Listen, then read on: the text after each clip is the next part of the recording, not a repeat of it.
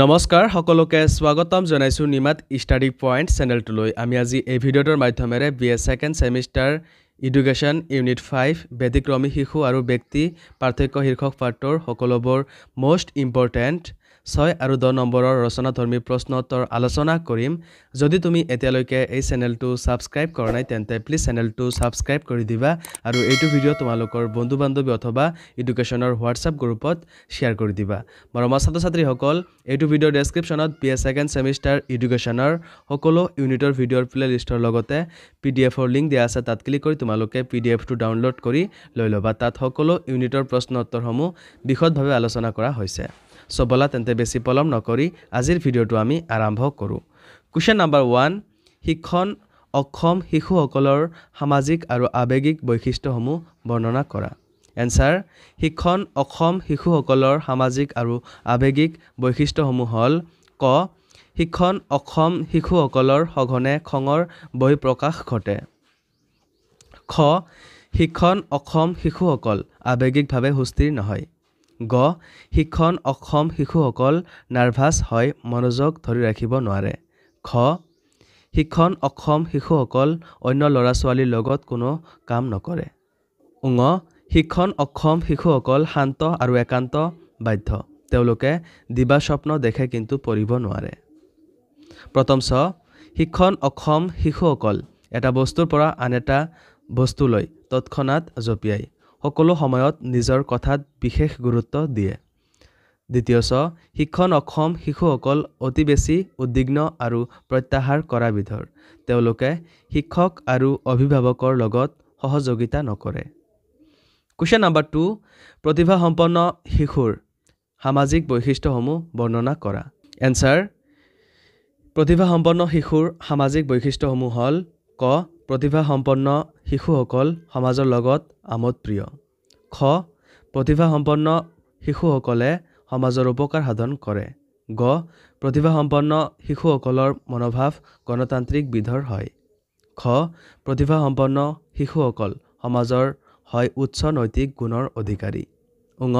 প্ৰতিভাসম্পন্ন শিশুসকল সমাজৰ লগত নিজৰ দলৰ মাজত জনপ্ৰিয় হয় প্ৰথম ছ প্ৰতিভাসম্পন্ন শিশুসকলৰ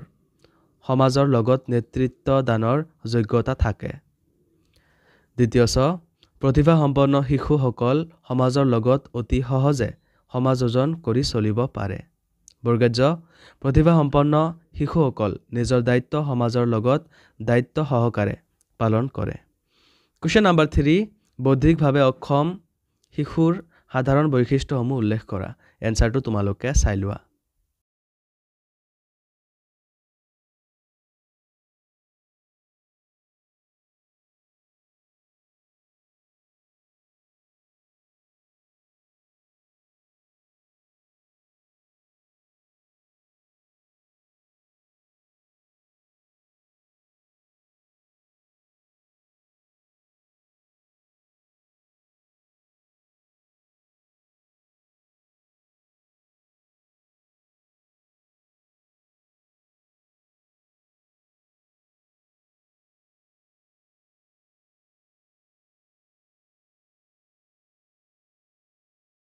কোৱেশ্চন নম্বৰ 4 প্ৰতিভাসম্পন্ন শিশুৰ বৌদ্ধিক বৈশিষ্ট্যসমূহ বৰ্ণনা কৰা এনসাৰটো তোমালোকে চাই লোৱা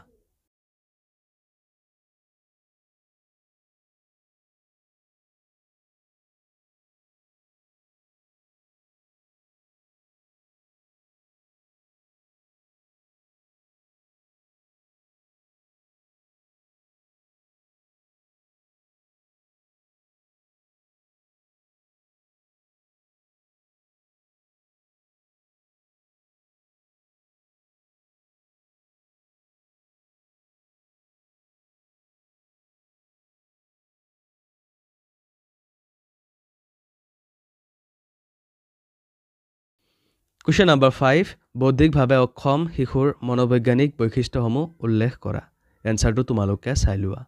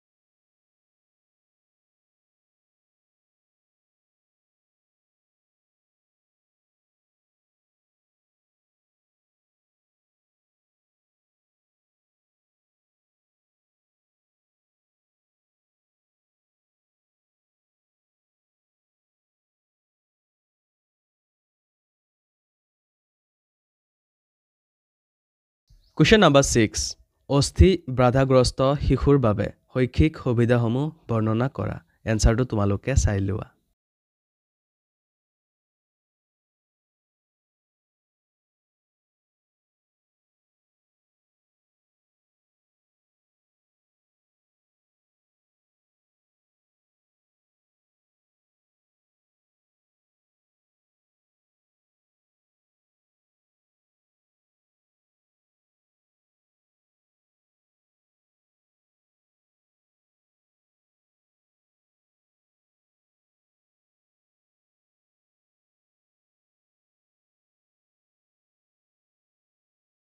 কুৱেশ্যন নম্বৰ 7 শ্ৰেণীকক্ষত ব্যক্তি পাৰ্থক্যৰ মনোবৈজ্ঞানিক তাৎপৰ্যৰ বিষয়ে আলোচনা কৰা এনচাৰটো তোমালোকে চাই লোৱা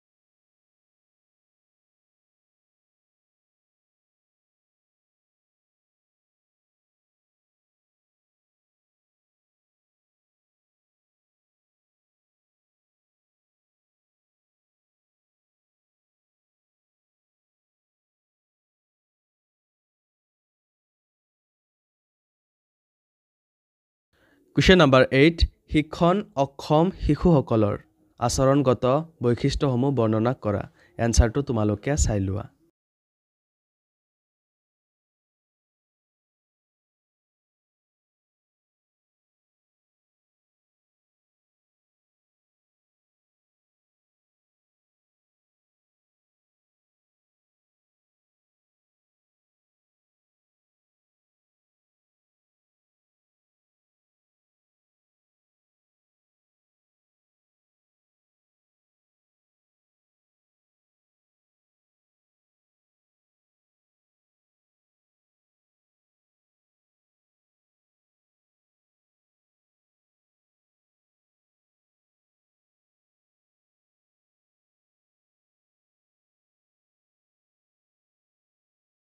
কুৱেশ্যন নম্বৰ 9 শিক্ষণ অক্ষম শিশুসকলৰ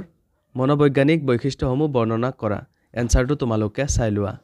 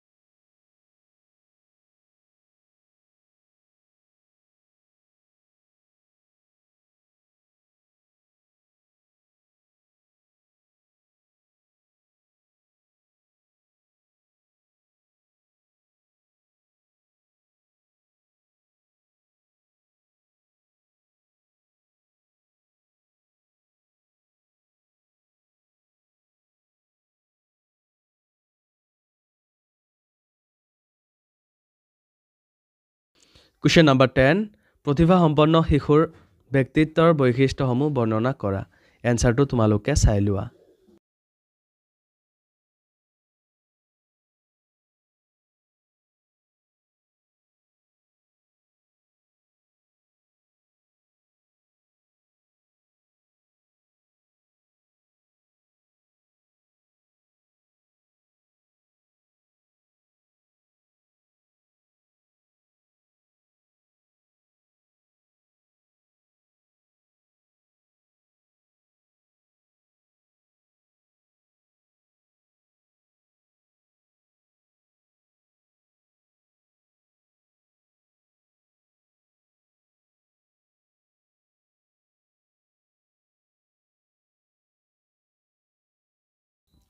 Question number 11. প্ৰতিভা সম্পন্ন শিশুৰ উল্লেখযোগ্য বৈশিষ্ট্যসমূহ বৰ্ণনা কৰা। এনসাৰটো তোমালোকে চাই লোৱা।